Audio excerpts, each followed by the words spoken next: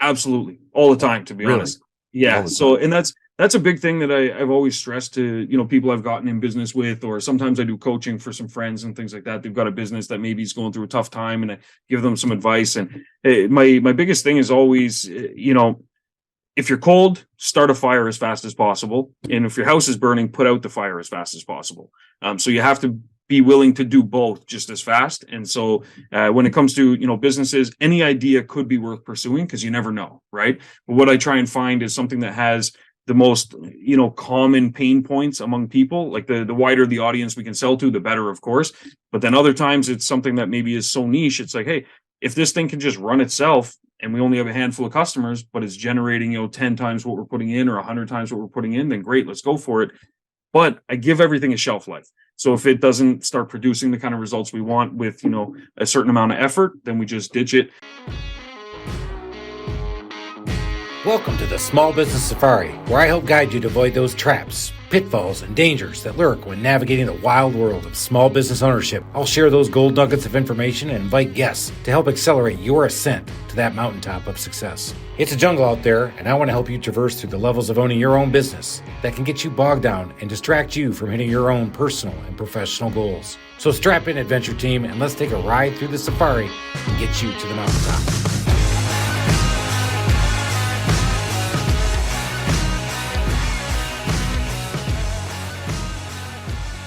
Here we go again. Small Business Safari is back in action. Let's go, adventure team. I have an exciting guest today that Alan said, Chris, did you send me his links? And I said, I did. And he goes, you know what? I don't know who this guy is. I said, you know what? I do, because we got invited to talk. I got connected through a fellow listener of ours. Guy was awesome. Thank you, Manny Avila, for hooking us up. Nice. So I did a little stalking on social media, went out there looking up, and I'm like, man, this guy is pretty cool. I want to see if he'll come on. I don't know. Let's see if maybe we're too small for him. I don't know. And I know nothing about this. This is awesome. I know you want it to be like Smartless, where it's like, oh, here's the big reveal. And I'm like, oh, hey, it's you.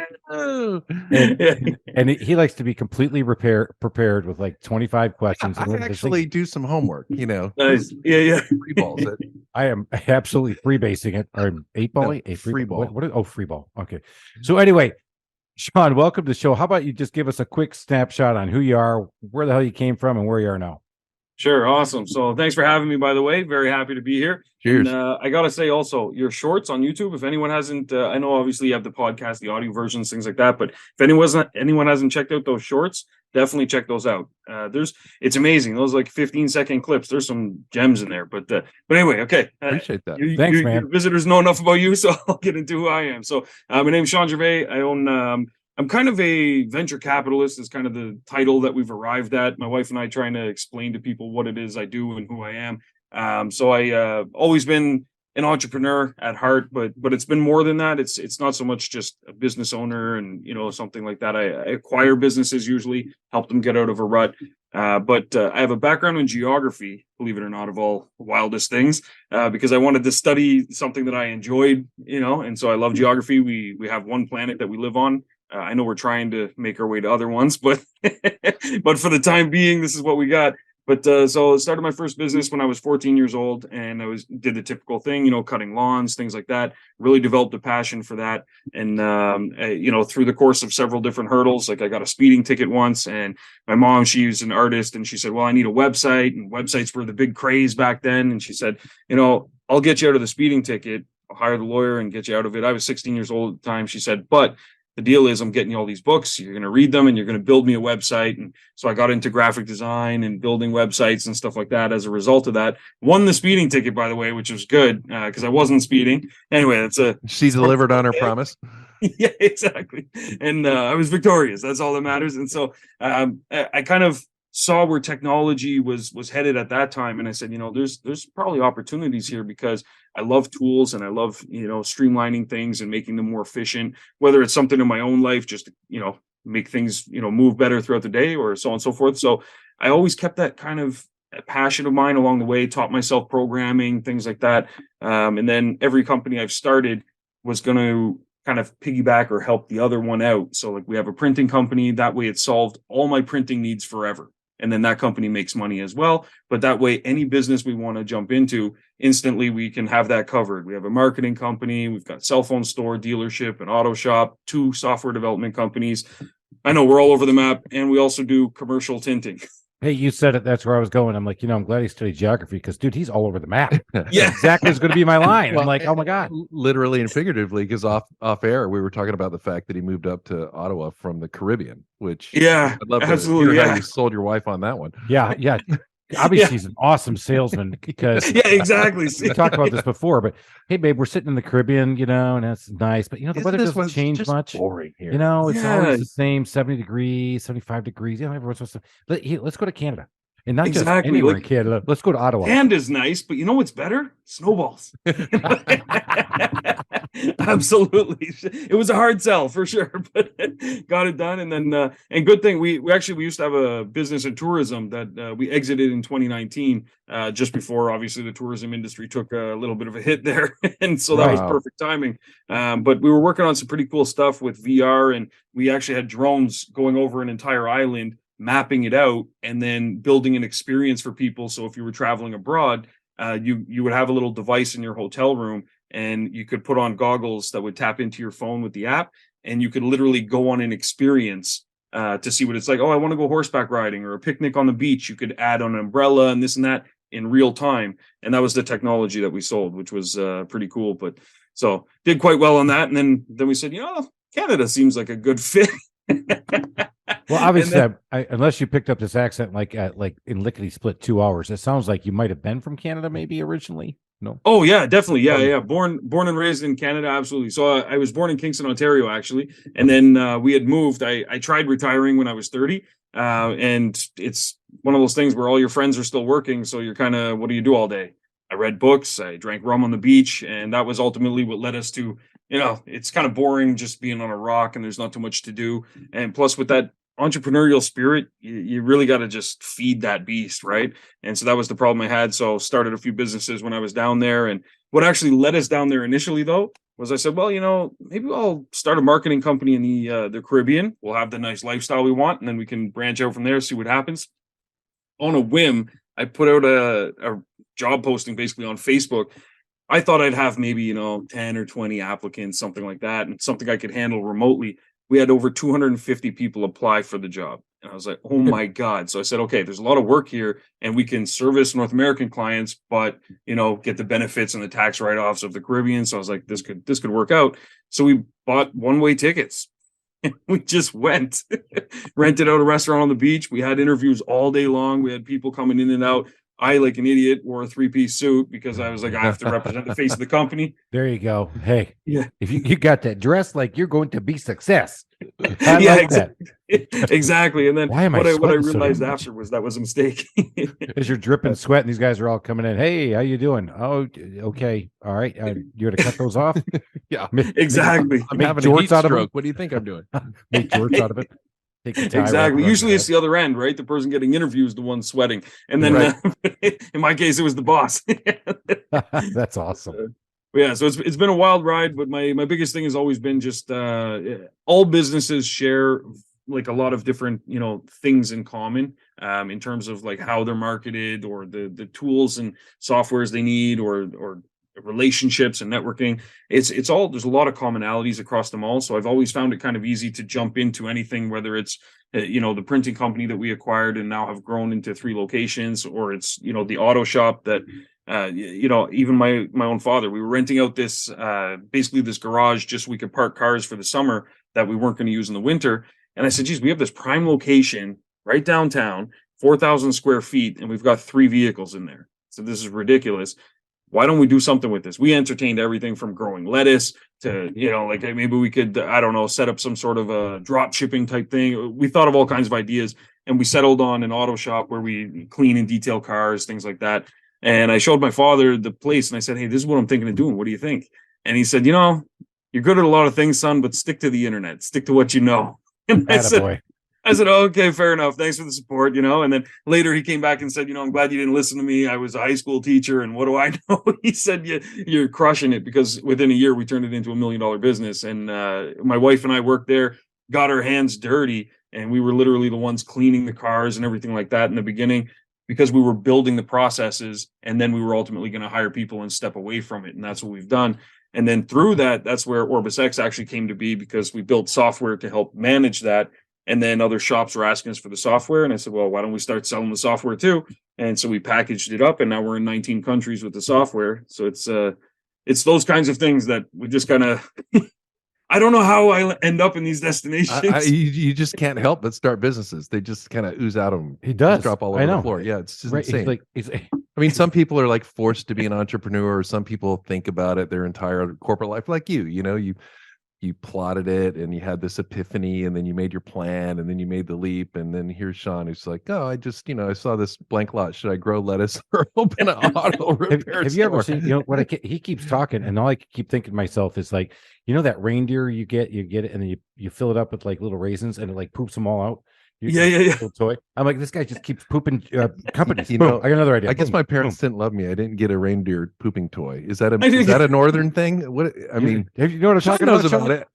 Yeah, I actually know what you're talking about. So yeah, there you go. See, it must be esoteric references brought to you by Chris. I'm just the unlicked pooping cup, reindeer. And so I just said, hey, Shawn, sounds like you do nothing but poop, but he does great ideas. He's I guess you get the car detailing, and you currently are invested in car detailing, printing, the website development, the software, and the cell phones as well. Yeah, and a car dealership as well. And so we've got a lot of different irons in the fire. Why not? And so it sounds like you're moving so fast. Do you ever launch something, don't like it, and just throw it out? Absolutely, all the time, to be honest. Yeah. So, and that's a big thing that I've always stressed to people I've gotten in business with, or sometimes I do coaching for some friends and things like that. They've got a business that maybe is going through a tough time, and I give them some advice. And my biggest thing is always, if you're cold, start a fire as fast as possible, and if your house is burning, put out the fire as fast as possible. So you have to be willing to do both just as fast. And so when it comes to businesses, any idea could be worth pursuing, because you never know, right? But what I try and find is something that has the most common pain points among people. Like the wider the audience we can sell to, the better, of course. But then other times it's something that maybe is so niche, it's like, hey, if this thing can just run itself, and we only have a handful of customers, but it's generating 10 times what we're putting in, or 100 times what we're putting in, then great, let's go for it. But I give everything a shelf life. So if it doesn't start producing the kind of results we want with, a certain amount of effort, then we just ditch it. And I base everything on, I love businesses that have low inventory, that have, low startup costs, things like that. If we can, that's a key thing. Sometimes you can't avoid it. Let's say you want to start a restaurant, you're going to have some startup costs, but other times, businesses I've started. What would be a good transition here for people? So for example, our auto shop, that led into the software development side. So that company was making money, which fueled the software development. The software is now being sold. If I was to have just started the software, it would have cost a lot more because of the R&D I'd have to do, because I wouldn't be in the business. Yeah, right. And so it's always good to transition like that, but then also love the software because there's no inventory, very little overhead. But then we have another company where we install window film, flat glass. So if it's commercial buildings, they want privacy, maybe in between offices, or a big problem that we're solving now is birds that fly into the windows. You got a 20-story high rise, things like that. So we put up the film that the birds can see it. You can still see out, light can still come in, but the birds see it, and it's almost like a mirror. They get scared and go away.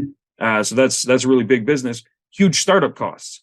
But we started our auto shop, started doing, why the huge startup costs in that one? I'm jumping in. Because you're right, I was taking notes here. Low inventory, low startup costs. Why was that one so much higher? Absolutely, and good question. So one of the big ones is because most of it's just the film that you need, but then the marketing is. we keep score. We keep score, and I got a good question. So, and I haven't had any yet. Yeah, but well, you get bonus points because the reindeer as well. But I'll just leave. So that one had the gold nugget. Yeah, the big startup cost with that one is really the latency between getting paid. So it's a lot of commercial accounts. And so when I say huge startup costs, you're out there, hustling to get these jobs. And so the sales process is a lot longer before something's actually realized. Then on top of that, you get a contract, and they're not going to upfront pay for all of the material, things like that. But they say, okay, we've got a building and we've got, 1,200 windows. And so now you've got to get all that film for it. And then sometimes there's mistakes that happen. You order the wrong film, or it's when they're hand cutting or something like that, a mistake happens. So we got a plotter. the plotter, each of the little knives is $350, and it's just so there's all these little things, but it's one of those things that we didn't jump into that one right away. An opportunity presented itself by way of one of our other companies. So I think being a serial entrepreneur has kind of made me impermeable or impervious to, recessions and things like that, because if one business is slowed down or taking kind of a hit, then we transition to something else. But also you have to be really witty. And I think being really clever, clever like a fox. So for example, we had the pandemic happen, and we actually had a blockade, a lockdown here. I'm sure it made the news. You guys must have heard about it. Yeah, that's right. We might have heard about that one. Yeah. I think so. It was one of the other, aside from that, maple syrup. It was the only thing that made the news for Canada here. But our business actually grew by around 28% during that lockdown. And you got to think, how's that happen when no one's able to go anywhere? And it's because when all my competitors, they were looking at the world and they said, oh, geez, the government says we got to close down. They flipped their sign over and turned it to the closed sign. We reached out to the city and we said, hey, listen, we'll take care of all the first responder vehicles, the ambulances, the fire trucks, the nurse that needs to get to work and she, needs her car taken care of, things like that. We'll take care of that. But I want it in writing from you guys, signed, sealed, delivered, that you can't close us down because we're now an essential service. And they gave it to us. And so it's little things like that you got to just forecast and see what's happening and then take advantage of it. And so you were cleaning their cars and you did that for the free, but then people were bringing their cars. No such thing as a free lunch. Okay. All right. That's absolutely. But what we guaranteed them is that they would have a place to go because they were big on, making sure that everything was clean and sanitized and all these kinds of things. And so we became that guaranteed spot for them that they knew, okay, this is now taken care of. And most of these places, they just want it off their to-do list. So they get tasked, oh, we have to find a place to clean these vehicles because, when they're coming into the hospital, everything has to be clean, this and that. And so we just offered that solution to them. And then we said, we'll make sure we're there. You need us 6 days a week, we're there. And nice. So that was, so it's little things like that. But everybody else was closed. Yeah, you got So we stayed open. Down here in the wild South, we like to call ourselves the dirty South. We opened up after 2 months. You guys were closed down for like 2 years. Yeah, we were rolling. So I have a handyman remodeling business. And when it first hit, nice. I did the first 3 phases of truth, right? First thing is I ignored it. Second, I completely denied it and said that was completely wrong, total bullshit, not going to happen. And then 3, intuitively obvious. And I shut everything. I didn't shut us down, but laid off the staff in the office and got down to a skinny staff, just handymen, because we were deemed essential because we were taking care of people's houses. Perfect, yeah. But then, and good thing it didn't last long as well. It did. We got, I think right after Memorial Day, when our governor said, far be it for me to say who's essential or not, you follow these practice and protocols. And guess what? Everybody's working from home. We work on homes, and beautiful. We started putting in doors left and right in offices because I love it. I call them the COVID doors. Yeah. I can't build crates for your kids, but I can build doors to keep your kids out. And so that way you can have conference calls, Zoom calls. So I like how you made that pivot. And so now when you start a business, obviously I got so many questions, but I'm going to go with this one first. It takes people. So you actually had to find good people. So you have people in place to run each one of these businesses for you? Yeah, absolutely. And so I myself am still heavily involved in each of them day to day. And what I do is I take a look at what I have coming up for the week, and it's all just planning. I allot time for, when fires happen as well, because sometimes they do. Like today when we were having the ice storm and the power is going out and stuff. But I allot a certain number of hours each day to each business. But then finding core people is key. Absolutely. I know a lot of people have the mindset. Even my business partner in another venture, he was telling me, he said, one time I saw him and he was mopping the floors and stuff. I said, what are you doing? Like, he hire someone to do this. And he said, I tried, and they just didn't do it well. I said, okay, maybe your hiring process wasn't done well also, and so let's revisit that, because there is someone out there that's going to clean this floor better than we would. So why are we going to be the ones doing that? So we have to delegate to other people, because we've got a certain skill set that when it's applied in the right areas, just propels, it's like putting gasoline on a fire. But if we stay doing those kinds of things, we're going to be stuck in that little section forever. And you end up with what I was just talking about this yesterday in my podcast, where you're in a passable zone, where you're basically, it's okay. I'm chugging along, things are getting done. It's not quite where I want to be, but it's not that bad. But when in fact, if you made your situation a little bit worse, and instead, let's say the floors were dirty for a few extra days because you were busy hiring the right person, that investment of time, sure, things are going to be worse. Maybe the store doesn't look as great for a few days or for a week, whatever it is. But that investment of time, you're going to end up with a quality person that now going forward, it's off your plate. You can now focus on the things that are most important. And so absolutely, I usually hire in one of two ways. I know there's a lot of different ways, but the one of two ways is obviously direct employee, and we go through rigorous training, rigorous processes. It's expensive in the short term, but in the long term, you end up with great people and then treating them well. So I'm a graduate of the Walt Disney Institute of Marketing, and I made sure to study on how, they treat employees and how they recommend to treat employees to create the kind of culture that people want to stick around. They feel like family, and then do the same with your customers so they feel like regulars, so. Can you talk a little bit more about that? Because everybody thinks that they're a good boss. Everybody thinks they treat their employee well. Everybody thinks they have a good culture, like Chris. Yeah, and absolutely. Most of them suck. I mean, they really do. And people don't usually quit their company. They quit their boss. So talk to me about what you learned at the Disney Institute and what you're bringing to the table there in Ottawa. Sure, absolutely. So the two biggest things that I've seen from other successful leaders that I employ myself and that I learned at the Institute as well is you have to constantly be asking for feedback, number one, but also asking what their goals and objectives are. Ask them to look ahead in the future and where do they see themselves? What makes them happy? What makes them tick? We ask our guys all the time, every business across the board, what do you like to do? What do you like to do for fun? How can we help make that a reality? And it's something a lot of bosses, I think, are scared of, because when they're not thinking about your business, they're not working hard enough or something like that, right? But the reality is, when they're working, oftentimes their ambition is not the same as yours. Like, my ambition is to grow my printing company to be massive.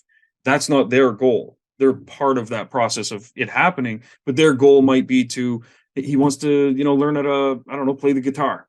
So if I can find a way to help him, achieve that dream, and it could be something as simple as maybe he's working, but he can't take guitar lessons because it's every Tuesday and it starts at 4 p.m. and I'm asking him to stay till 5.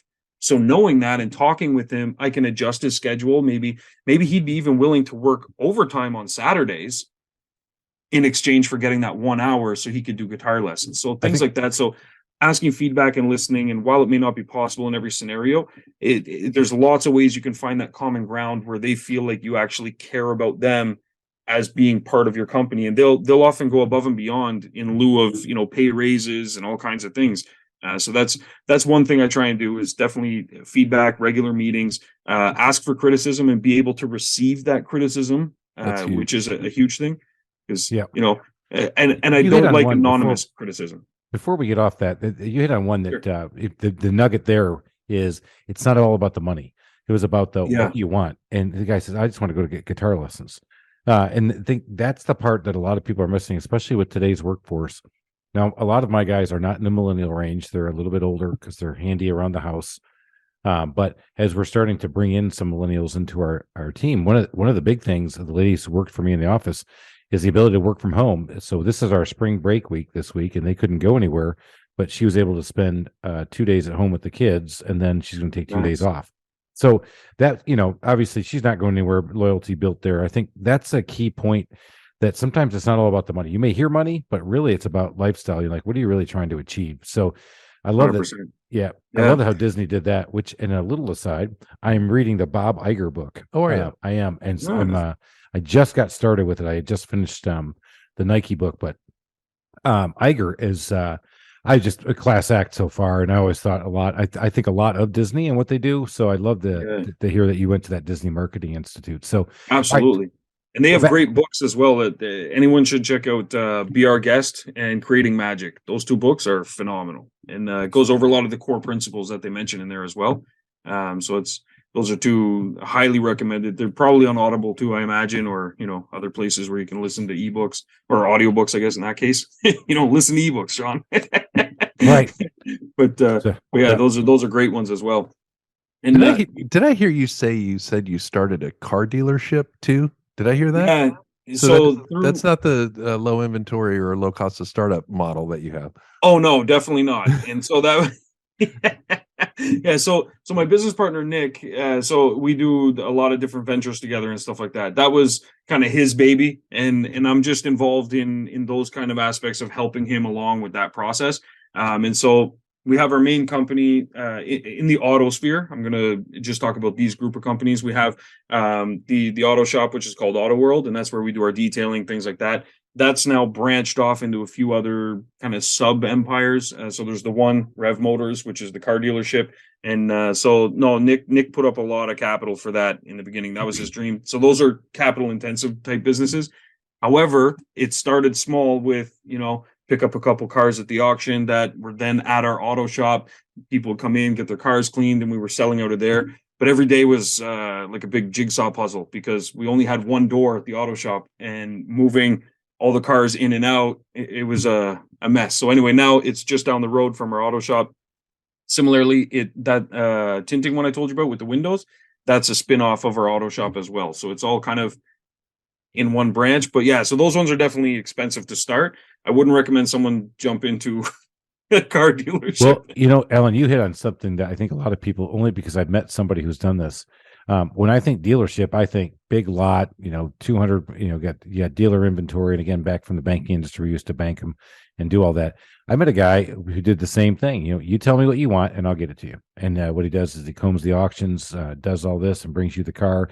And then he also dangles out cars for existing customers. I got a good deal on this.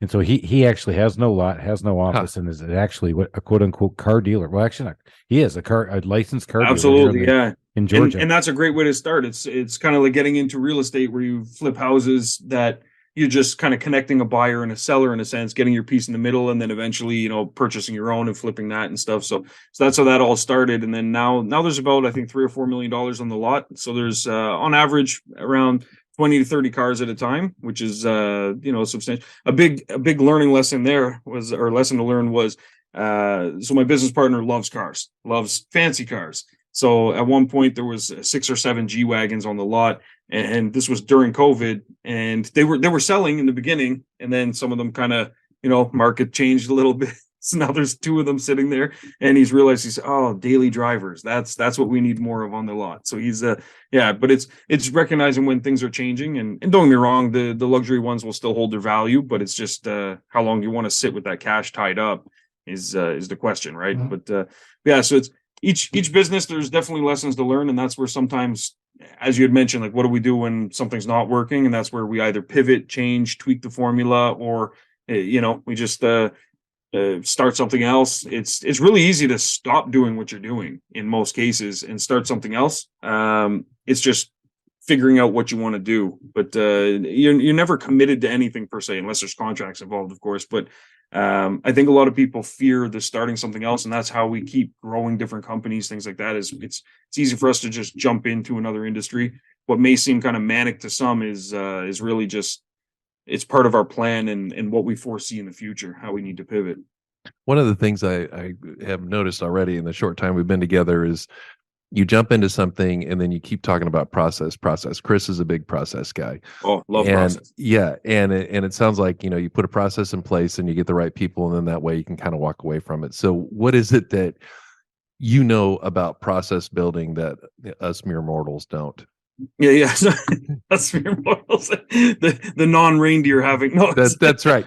Right. I want one of those for Christmas. I'm actually going to get you one for Christmas. Absolutely. Christmas is coming early in Georgia. Poops raisins. So let's start pooping some processed nuggets. Yeah, that's right. Yeah, absolutely. And so I absolutely love processes. And so one thing I think an area a lot of people make a mistake with is they put the cart before the horse. They try and think about the processes they're going to need, and they just start accumulating different tools or software or something, thinking they know the process. The best way to do any process is to build it out in steps where you actually start doing it, and it's going to be the most inefficient way. Most times you might hit the nail on the head, but that's rare.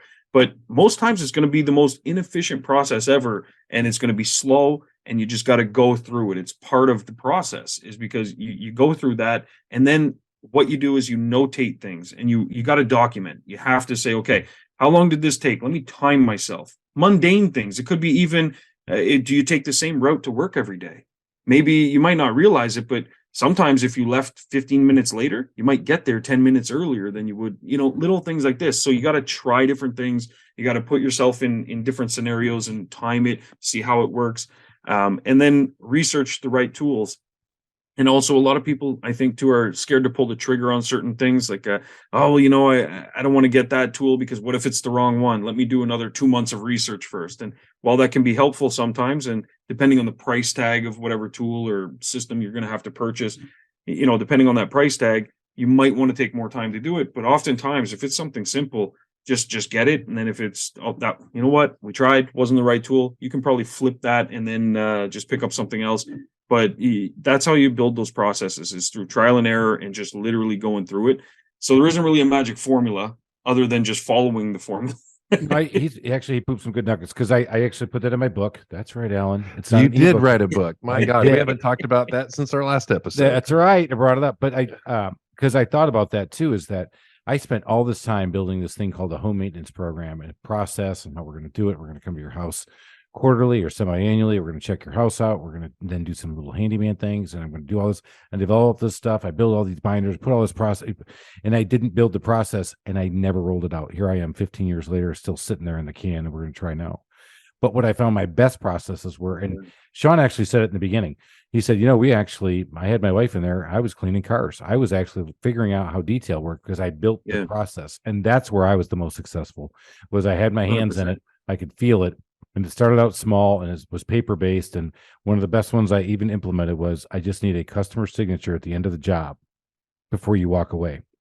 Today we have iPads, we have signatures, we have checklists, we have all these processes now. But that little implementation saved me thousands in the beginning. So I love how he brought that up, because that is how you do it. And guess what? It wasn't a magic bullet. It wasn't just buy Shawn Gervais' process building book, and you just put put your problem in, and out comes the answer. Hey, like a reindeer nugget.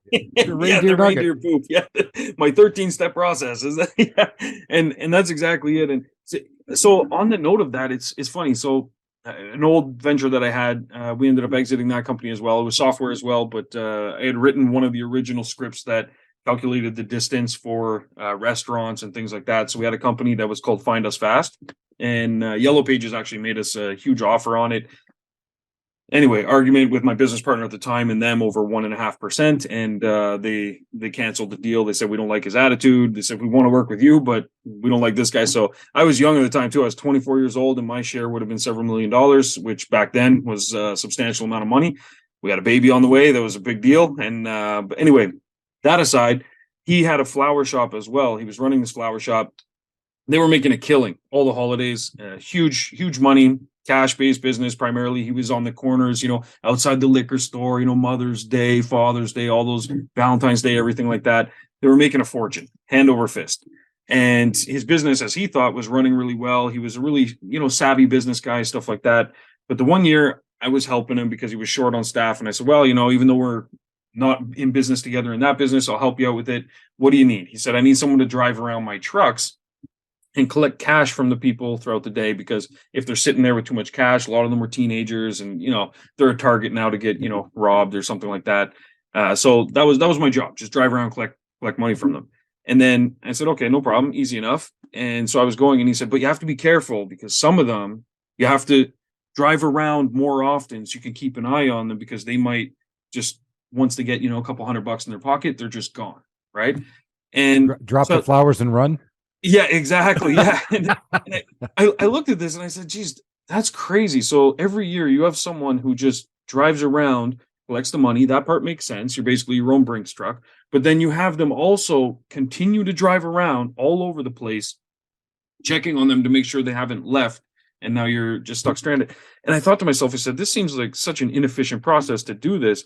And so what I did the first thing in the morning is I went around and I said, hey, in case something happens to you while you're out here, I need to take a picture of your ID so that I can have it on file, and I can let the police know where to go and who they're looking for to help you out if you're in trouble. So they saw it as a safety thing. They're like, oh, perfect. So I just took pictures of everybody's IDs.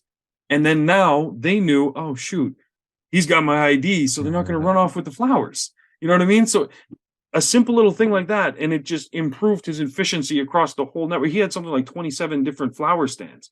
And you got to think, like, oh yeah, it was big. He's still running it to this day. It was big business. And you got to think though, he because he had a process that was working, but he never thought about it because he wasn't the one doing it. And that's where, had he asked his, staff for feedback, that's how he would have known.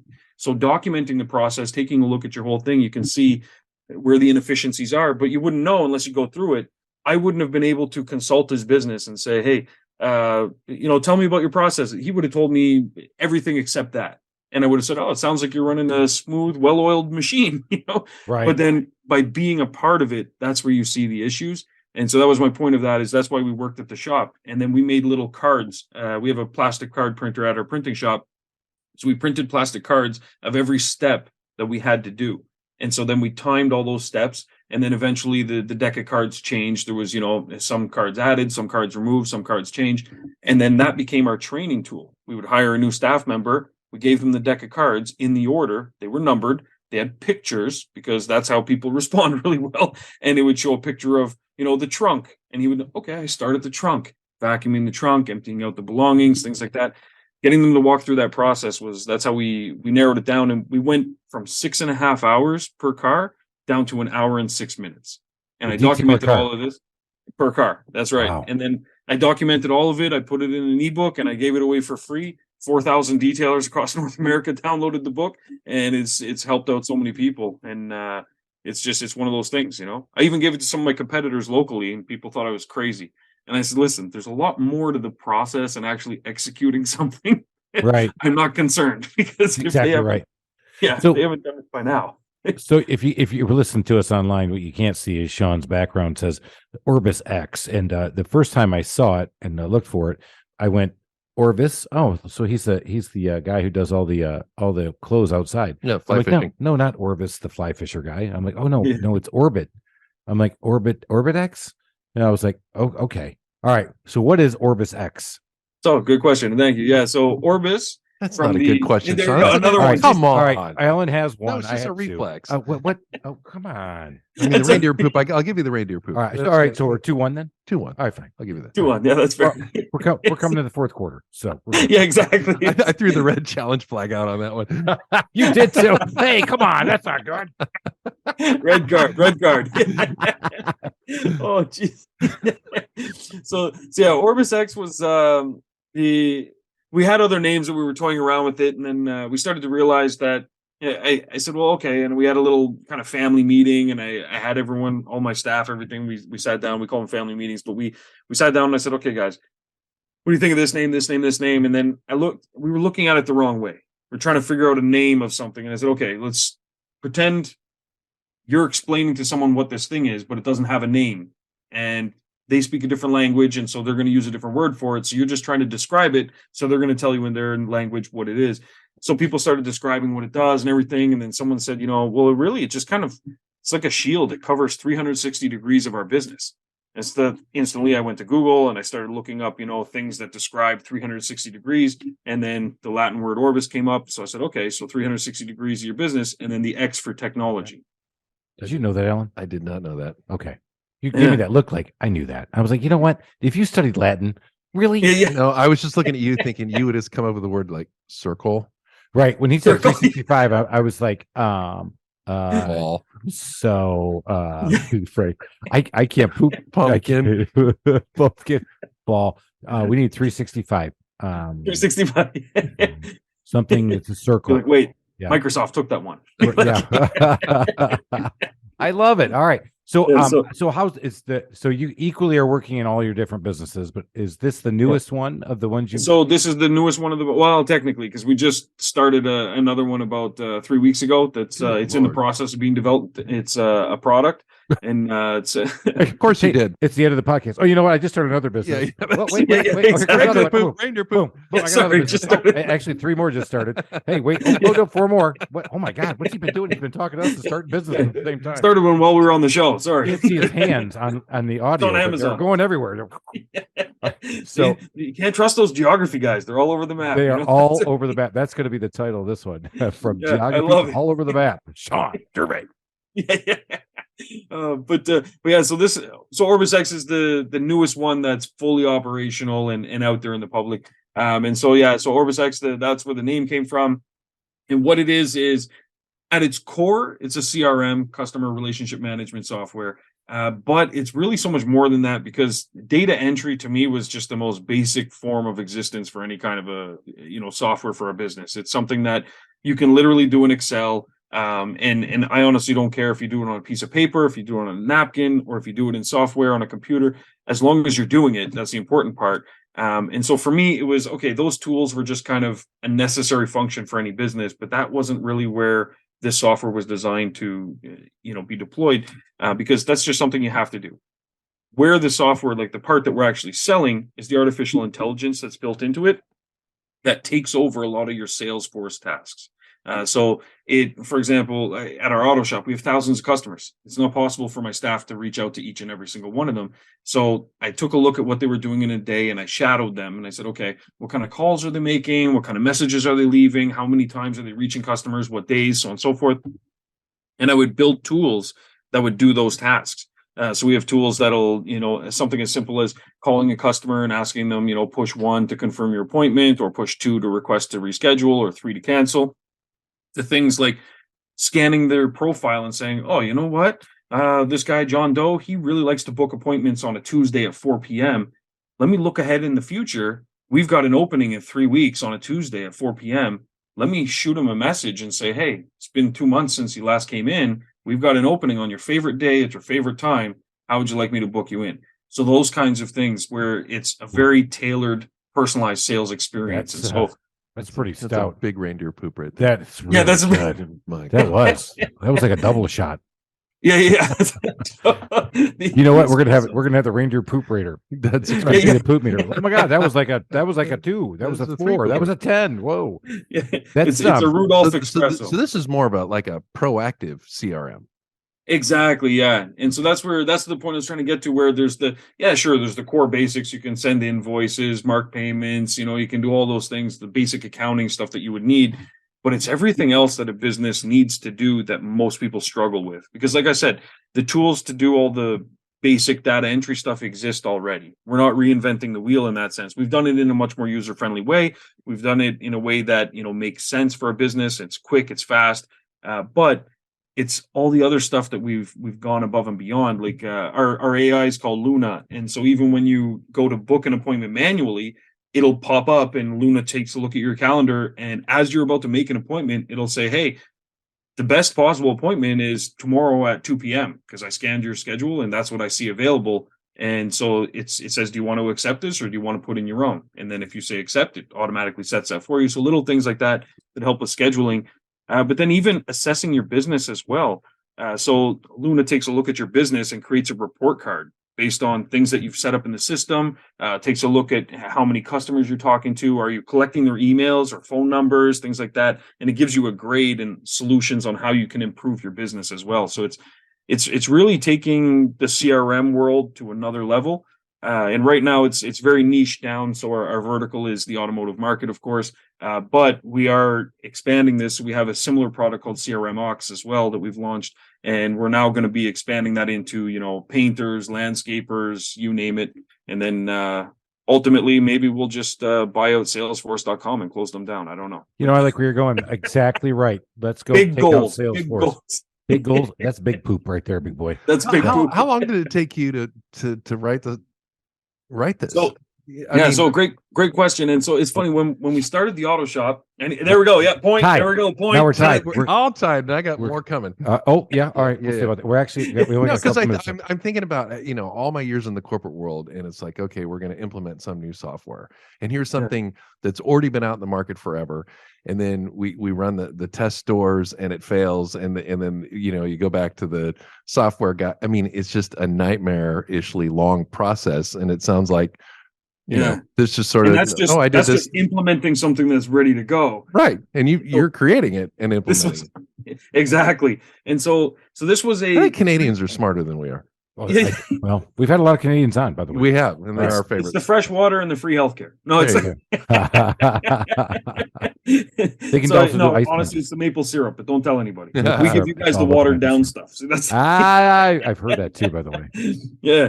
So ultimately, so first I had to learn how to make software because I didn't study that. As I mentioned, I have a degree in geography and a minor in anthropology. So neither of which involve computers. to any degree, really. And so what I did is I literally locked myself in a room for 3 months and I read books. And so that's what I did every single day. Now, prior to that, though, because I'm big on processes, making things more efficient, I paid $1,500 and I took a speed reading course because I said, if I'm going to be reading these books, maybe I could cut that time down. So I took a speed reading course that was recommended to me by a friend that works for this insurance company, really high up there. And he said, all our executives have to take this course. So he sent it to me and it reduced my time for a 400-page book down from around 6 to 8 hours down to about an hour and a half. So that was a huge boost in efficiency while retaining all the information still. So then I was like, okay, perfect. So I bought a bunch of books, and also YouTube was heavily involved because YouTube knows quite a bit when you're looking for tutorials on things. So YouTube helped me out a lot as well for the visuals, but the books and learning the processes, the logic, and how to code software properly, database architecture, all that stuff. So literally locked myself in a room for 3 to 4 months. Then after that, I started coding, and now this was before Orbis X. This was for another software that I needed to run my call center in the Caribbean. So I was going back and forth, Canada, back and forth. So I built the core that is in Orbis X with the artificial intelligence and everything I started back then. And then it's now transitioned and became the core for Orbis X. But I built on top of it. But here was the magic sauce, to be honest. Magic sauce for me was, he's like, I'm leaning in, everybody. This is going to be a great. Right, turn it up. It's the climax of the show. Absolutely. So the magic sauce was in how I built the business to be sold, and B, how I was able to code it so well the first time around without having to go through multiple revisions or making mistakes. I gave it away for free for 12 months on purpose. Nice. People thought I was nuts. And I said, well, number one, it's not fully ready yet to be sold. Number two, the competitors that are in the space are offering 14-day and 30-day trials. And it's really difficult once you've kind of set that tone and you have people that are now paying you. You can't now launch, we're going to start giving 12 months free because everyone else that's paying now, they're saying, well, I only got 14 days. Can I get my 12 months? Right. So it's really difficult for them to pivot that way. But as a brand new company where I don't need any revenue from it, no problem for me. So that's what I did in the beginning. Everybody signed up. People came in droves. People would switch because they're like, geez, why would I'm paying for this other thing? Let me check this out. That's secret sauce right there, brother. Yeah, let them go. Keep Thank going. you. Yeah. and so then the whole goal was this. Hey, since I'm giving it to you for free, do me a favor. Use the software as much as you can and message me as much as you can. Message me until you feel like I'm going to tell you to go pound salt. Message you until you feel like we're no longer going to be friends. I want you to message me that much. Anytime you find something that isn't working right, anytime you find something that you wish was different, anytime you have a crazy idea in the middle of the night, send it to me. And then I told my wife and kids, for the next 6 months, I'm going to be extraordinarily busy and I need all your support. I said, but at the end of that, there's going to be a bright rainbow with a pot of gold. I said, so if we can all get on that same page, and I have a very supportive wife and a very supportive family. Now that helps. That's definitely part of it. But still would have happened just maybe in a different way, a little bit longer, but that wasn't necessarily the part that needed to happen. But the 12 months was key. Asking for the feedback was key. And so every idea that came in, not only did it benefit Orbis X and help shape it to be the best software for all the customers, but it also helped my own business, my auto shop, propel itself forward because I was like, holy shit, that's a great idea. I'm going to now use that at my auto shop. And so it had all of those benefits. So even though at the time I wasn't getting paid anything from Orbis X, I was investing my time heavily into the system. I was benefiting from the additional revenue that was now funneling into my other company. And B, I was getting all this feedback to create a rock solid product that my competitors couldn't compete with. And I literally just made myself available to put those changes into place. And then the third part was I now had a bunch of brand ambassadors that love the system. They feel indebted in a way because I've given them something. And so now they take their voice to the streets and they tell everybody, you gotta get on with this software. So I built all these brand ambassadors that push it out there who have now become paying customers because their 12 months have run out. Now we've flipped the switch and we offer 90 days because it's still longer than our competitors. And once again, they dug their heels in that they're stuck at the 14 and 30-day mark. We're giving away the 90 days and we offer people a month free if they refer somebody. So Nice. any of our members, you don't want to pay for it, no problem. Just go find 12 people that are willing to pay for it, and you never have to pay for it. And so that was the secret sauce. And then lots of magic sauce there. Absolutely, yeah. There was a lot of reindeer poop. Yeah, it makes me want to go start a detailing business just so I can get the software. I love it. Yeah. All right. Well, man, this has been awesome, and we're coming up to the end of the show. So, how can everybody get a hold of you for Orbis X? For if you want to buy a cell phone in Ottawa, or if you want to buy a car in Ottawa, or you got to get a car detailed in Ottawa. But it sounds like for most of our listeners, because it's all over the place, Orbis X may be the biggest push. How can they find you? 100%. Yeah, good call. And so Shawn at orbisx.com would be my email, and that's Shawn spelled the correct way, SHAWN. The correct way. Nice. Yeah, that was a big dig at all the SEANs. And but that would be a good direct way. Also, the website, orbisx.com, contact form there. I'm on Facebook as well, Shawn Gervais, and we do have a Facebook group as well. It's a detailer success group. I also have a website, ShawnGervais.com. Last name is GERVAIS.com. It's got a quick little bio about me and a contact form there, and also a list of all the companies that we have at any moment with links to their profiles as well.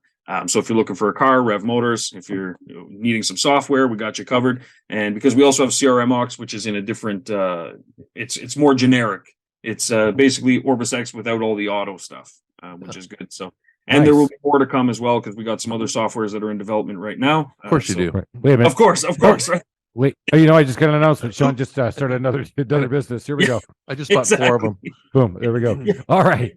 I can't let you go Absolutely. without asking our final 4 questions now. What is a good book you would recommend to our listeners, either looking to start a business? I'm in a business trying to scale it. Give me a good one. Yeah. So can I give 2? Sure. You are allowed to. All right. So ultimate go-to one, Rework. This is an amazing book, Rework. I bought this entire book because of one page. For our listeners, he's already holding it up to the screen, so it was right. Oh yeah, sorry, good call. Yeah, so Rework. So this company, 37 Signals, they've started software as well, things like that. But I bought this entire book because of a page called Meetings Suck. That's why I bought this. Because a lot of people don't analyze the cost of meetings. And so meetings are really expensive. And it's not to say don't have meetings. It's to say that if you have a meeting, you have to have almost a meeting with yourself to plan for the meeting, what you're going to cover. When you guys sent me the request for the podcast, you were very detailed. And that was one of the main things that it just captured my eye. And I was like, I'm using that. So I've now started using that format as well. I really appreciate it. Hey, look out. Sean monetized it. I like that. You know what? You can start another business. Yeah, see, absolutely. That would work. I would have bought that. I love it. Yeah, because it's important to make the most out of things. You outline the structure. And so without that, people just go into meetings and they have their coffee, they sit, not right. much gets accomplished. Nope. And they cost thousands and millions of dollars every year are wasted on meetings. Yep. And so, most meetings are over long before they're done. Yep. Yes. It reminds me of a time before we get off this book when I first worked as a consultant for Accenture, and we went into a meeting with which is now a Bank of America, so big senior executive, and I was just a middle manager sitting there, and he comes in and the guy puts an egg timer. This guy was a senior vice president reporting to Hugh McCall, puts an egg timer in the room and says, "Okay, go." When he was done, he goes, Wow. "All right, I get the final word.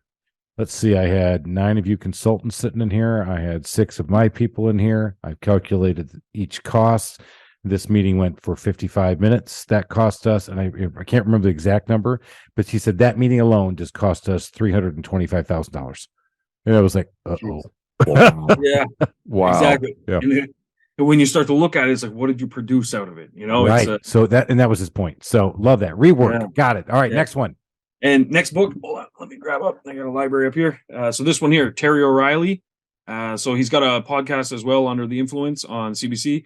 It's absolutely fantastic. And so this one here is, hold on, it's backwards. Yeah, This I Know is what this one is. It's in that little dot. I'll try and pull it up here for those that are watching. You know, I have so to admit, Terry O'Reilly. Alan's the one who told me to put these in, and every time somebody brings a book out, I'm like, "Oh, awesome!" And that's why, wow, so I've got. So these that is them. a good question. A perpetual. So I get 1 point for every podcast because we ask it every time, right? Yeah. Really? and the fact that you don't get retroactive points. I got a bonus point. Hey, we're gonna go to VAR after that in a minute. We're gonna go back. Yeah. Exactly. Yeah. And so the one thing about this, because I always like when I make a book recommendation, I try and give some context as to why. Terry O'Reilly investigates brands a lot, and he assesses things you might not have known about brands, like like where the M&Ms came from. They needed some candy for the soldiers that didn't melt, so that's where the whole not melt in your hand thing came from, and so they were hard coated. So he investigates things like this, and then how they promoted it, why they promoted it. And so in this book in particular, he goes over some things about the differences with hotels, where they have to differentiate themselves because they're stuck in the sort by price thing, where it's just a room. It's just a room. It's a room is a room is a room. But there's hotels that they, and I won't mention names because they're not paying you for sponsorship. But yeah, not yet. Not yet. We're going. Not yet, exactly. But they'll take note of little things, like if you call room service and you say, my pillow, it's a little lumpy. I was hoping I could get something that's a little soft or something like that. They make a note on your profile, and now if you go stay at any one of their hotels, that note pops up, and the minute you make a booking, and they make sure that pillow is in your room. So they do little things like this, and that way they differentiate themselves from the sort by price. People now want to stay there because it's your second home, right? So he goes over these kinds of things, and he gives you real world strategies that are in play that you can put into your business, with a little bit of thought over a weekend and have drastic impact. Great recommendations. I love it. Yeah. All right. Absolutely. But now we're going to go to my favorite questions. What is the favorite feature of your house? Favorite feature of my house? Got to be the hot once tub. Again, I have hot tub during the ice storm. I feel like I have two for every question here. So I have two. So in our house, we have we've just recently moved. We upgraded. Business is doing good. Why not? So we upgraded. We have a movie theater in our house. So that I would say is probably my favorite room, and it even has like the movie theater posters on the wall, everything. Like it's nice. It's a legit movie theater. So that room is a given. But honestly, my favorite room, I'd say now, because my wife just renovated, is we have our fireplace room. I guess we call it the grand room. She made it looks like a hotel, and she's got maps of all the cities that we lived in, just like the outlines on the wall. And since I'm a geography nut, I think that's now become my favorite room. And I love it because there's a fireplace and a turntable, but there's no TV, there's nothing else in there. So it's designed to be, you listen to music, you unwind, spend most of my day on a computer screen. So it's nice to go in a room that doesn't have, it's just nature and life, That's really cool. I love it. Yeah. All right. When you're out getting customer service and out there, you're asking for things, getting products or services, we always worry about customer service because we're customer service freaks. Let's go. Yeah. What is a big problem? What's one of your biggest pet peeves you see when people are doing service for other customers? Response times. 100%. Response times are a big one. And I'd say getting emotional. So those two things. And I think those two go kind of hand in hand at times, because sometimes people, they either don't respond fast enough because they're like, oh, this is a waste of my time, or this isn't worth my time. I'll deal with it later. But so no request is too small or anything. And it goes back to that whole thing where, the early bird gets the worm kind of thing. So I pride myself, in any of my members that'll know, like Manny, for example, who recommended this, he'll know that you ask me a question, day or night, doesn't matter. I get back to you like fast. And, he mentioned that. That's pretty awesome. The 4 hours I might be sleeping aside from that, but then, and I make sure that anyone that I hire, they understand that that's a priority. So if I could be talking to one of my staff, if a customer shows up or something, don't wait for me to finish my sentence. We can talk after. Nice. Just walk away. I don't even care, as long as you're doing something productive. And if that walk away is because you're going to, talk to the customer, have at it. Because that's we spend a lot of money acquiring customers. That's so right. To let them go, and the best time to, get a customer is when you have a customer already that's upset. So especially if it's a complaint or something like that, we all know that you call in a number and you're waiting on hold for 4 hours. It's brutal, Right. Yeah, absolutely. Yeah. All right. Last question. And then we are out of here. All right. Number 3. Give us a 4. Shit. Give us a DIY nightmare story. And we like I just had one. All right. Fireplace. Fantastic. And smelling fire. Yeah. Yep. A little bit of diesel fuel, electrical smell. I can't.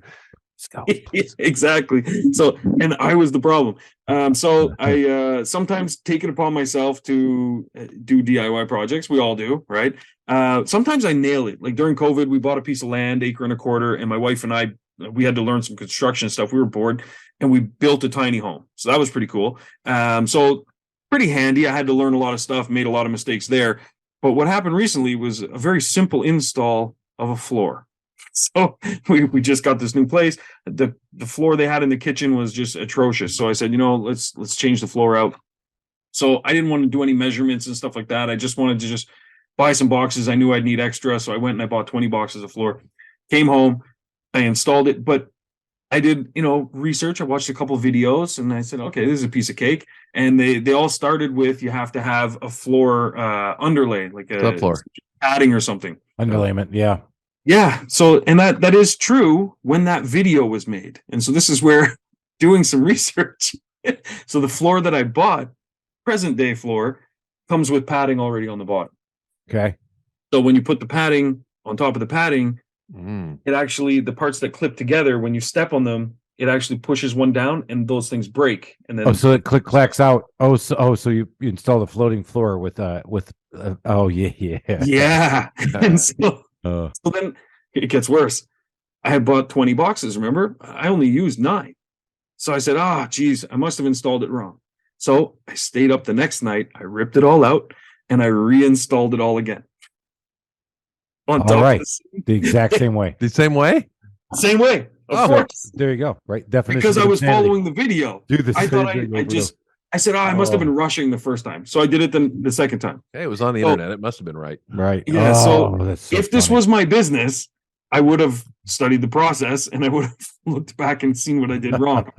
Since it wasn't, I just went ahead and did it. So the third time around, we just finished it yesterday. I bought new floor, and it's okay anyways, because the floor that I went and rushed out to get was because we were having a housewarming and we just wanted the floor covered up. Served its purpose.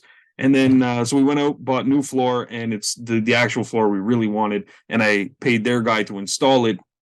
The installation difference was it was like $450 to get the guy to install it. And so in retrospect, stay in your lane is what I learned there. Stay in your lane. All right. But it was fun and it did its job. But that was a nightmare for me because we've only been in this house for 5 months and I've done that floor now 3 times. That's right. So that floor's never coming story up. Forever. Yeah.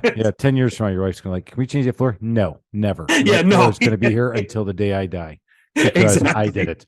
Love it. Exactly. That's the last. Shawn, this has been a blast. We have had a blast. We've learned a lot. If you didn't take something away from today, you were not listening to the shit that was going down because we were pooping nuggets everywhere. Reindeers coming. Absolutely. And reindeer poop too. I am definitely going to go find those. You're going to see those in some of those episodes. But I'm going to go buy some so you can see it. Wait. I'm going to get you some. Right. I just love it. I just absolutely. Love it.